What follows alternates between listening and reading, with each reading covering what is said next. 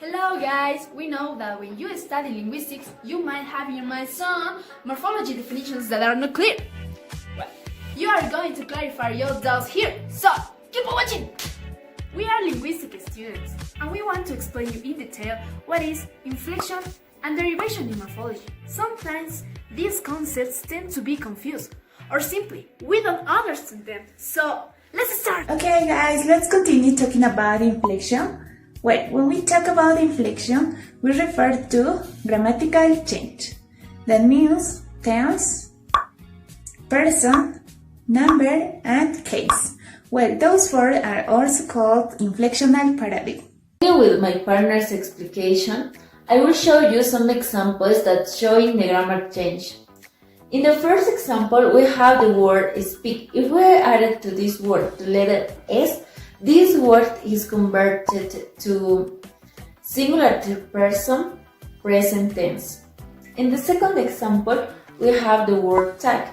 If we add to this word the ed, this word is converted to singular second person, past tense. We have the word cat.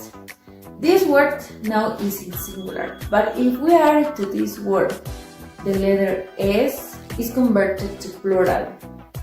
The next example, we have the word eat. If we add to this word eng, this word is converted to a progressive form.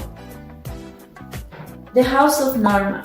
If this word we converted to Norma's house, also is converted a possessive form.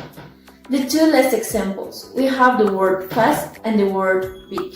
If we add to fast er and to the big est, the word fast is converted as relative word and the word big is converted as superlative word. Okay guys, now in simple words we can say that inflectional morphemes are affixes. That means prefix and suffix. Okay, so those suffixes has grammatical change, but also they don't change the meaning of the word. Hello everyone, now let's talk about derivation. What is derivation?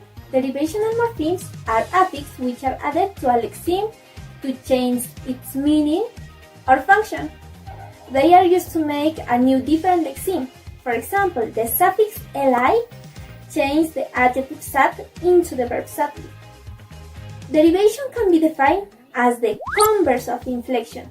Derivation is a morphological process that results in the formation of a new lexeme.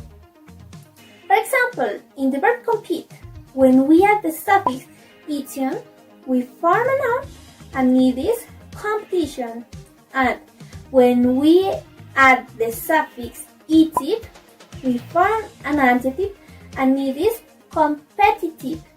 When we add the suffix itively, we form an adverb and it is competitively.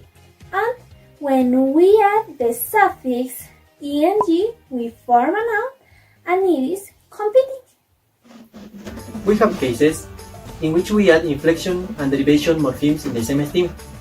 When affixes are added to a base or a theme, there is usually a specific order for adding them. Inflectional suffixes are added last, and once they are added, no more derivational affixes can be added. An example of this is given below for the word deconstruction, showing the order in which the various suffixes are added. First, the derivational prefix d is added to the verb base construct to get the verb deconstruct. The second, derivational suffix ion is added to the verb stem deconstruct to get the noun deconstruction. Lastly, the inflectional plural suffix s is added to the noun to get deconstruct. Let's remember that derivational morpheme sometimes change category, can change part of speech, often add lexical meaning. These new lexemes can range from unproductive to fully productive.